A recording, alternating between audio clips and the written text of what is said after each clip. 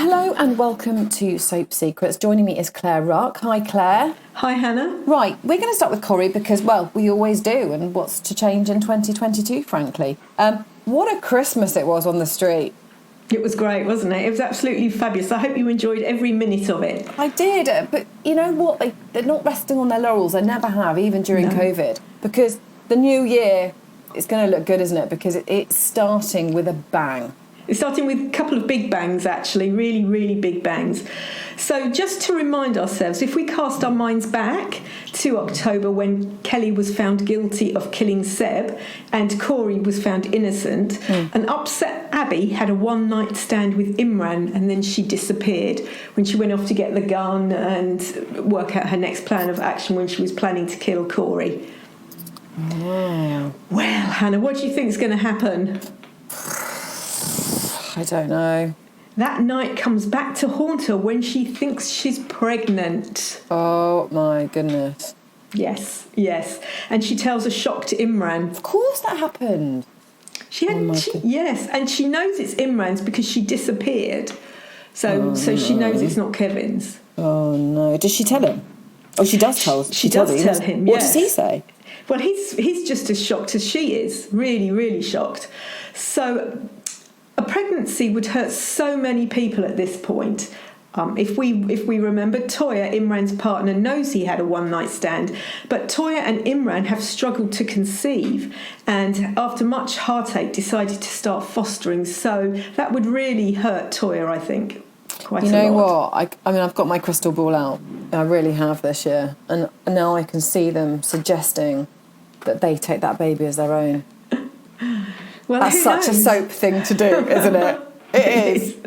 Kevin knows nothing of Abby's betrayal, and after surprising Abby at Christmas, and what a Christmas miracle that was, how will he feel? Because he's stood by his wife, he's stood by Abby through all of this, and he's been an absolute rock, and he knows nothing of her betrayal with Imran. That's going to destroy him as well as, a possible baby would destroy Toya.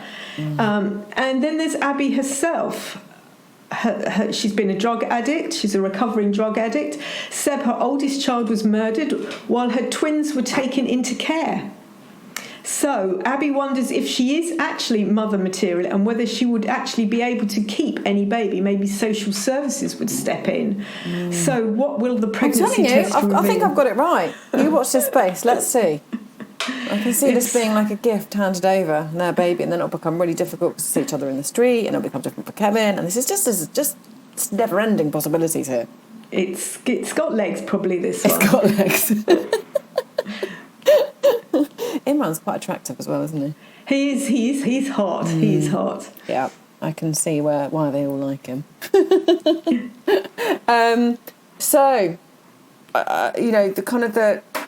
The new year gets off to a bad start for a number of reasons, if not only that, because Emma and Faye's new year isn't quite so great.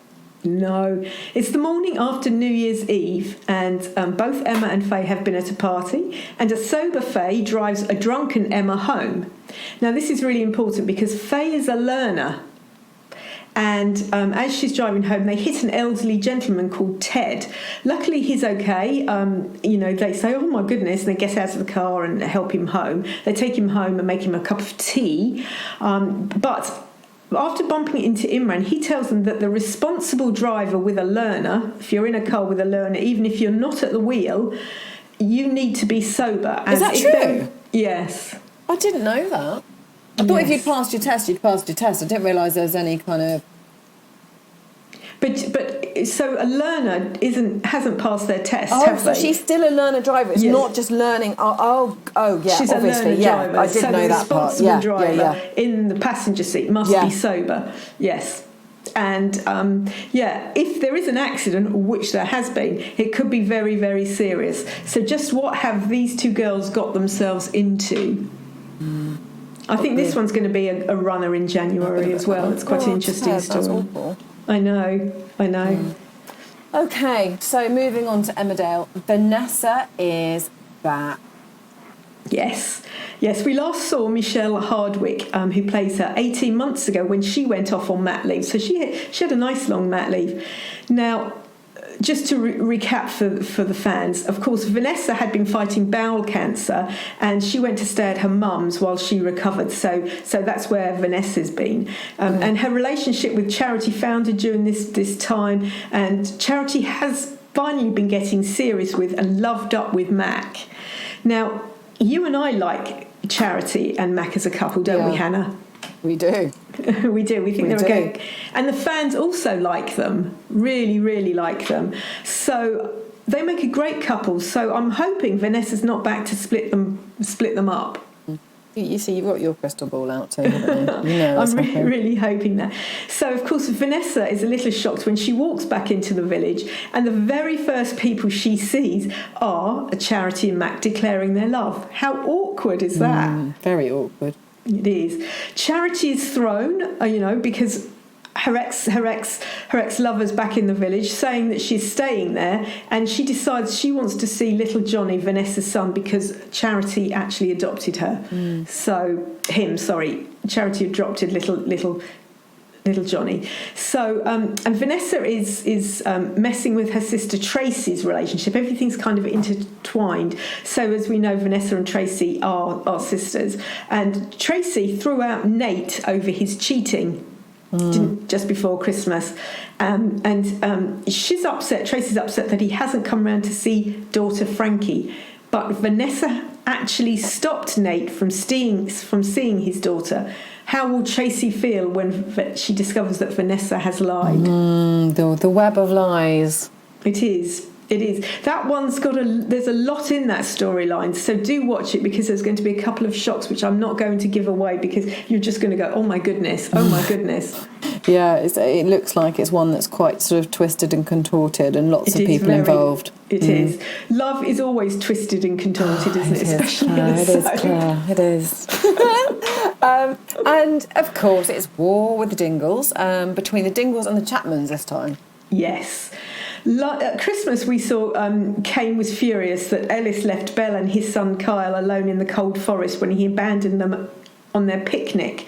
So, they were cold and freezing, and little Kyle ended up in hospital. And, Kane is all family, isn't he? Oh, yeah.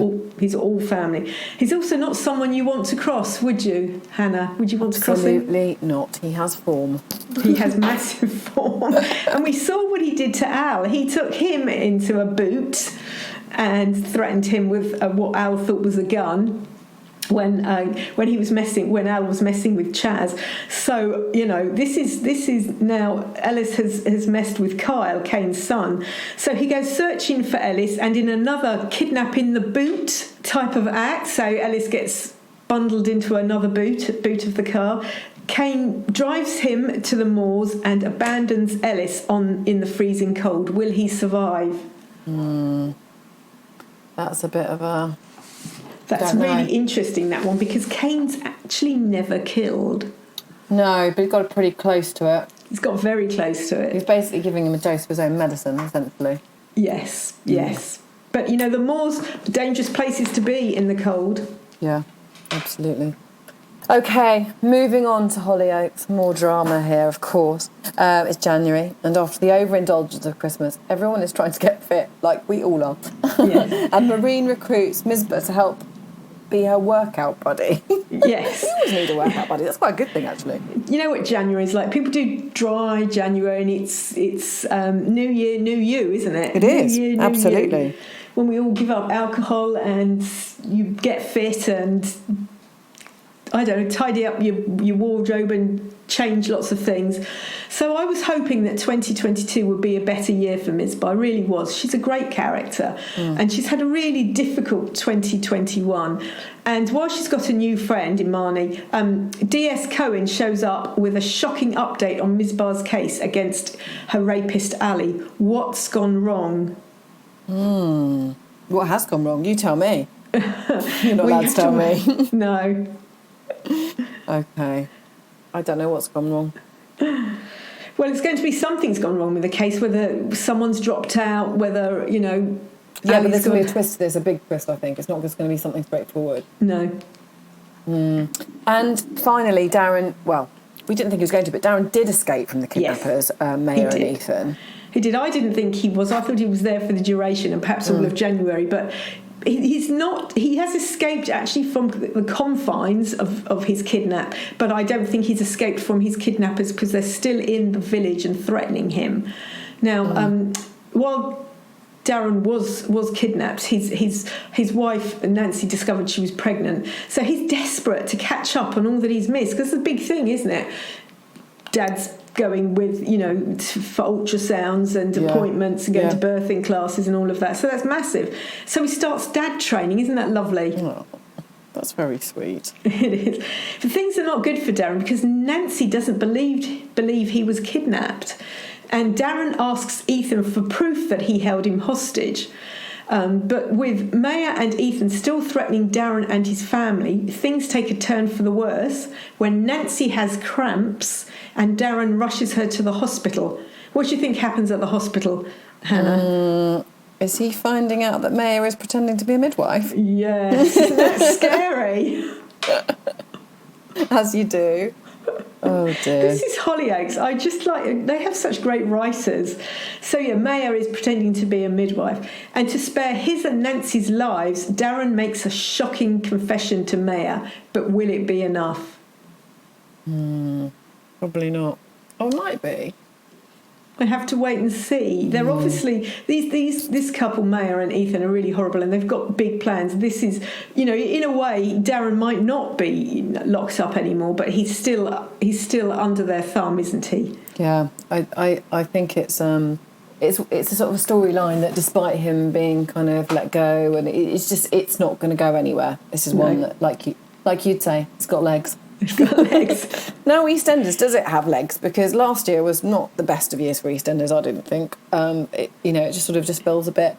The others have really pulled it out of the bag, but this, I don't know, it doesn't feel like it's firing on all cylinders. But maybe 2022 has something new for us, because of course something really big happened on New Year's Eve in the Square, and this week we see the fallout.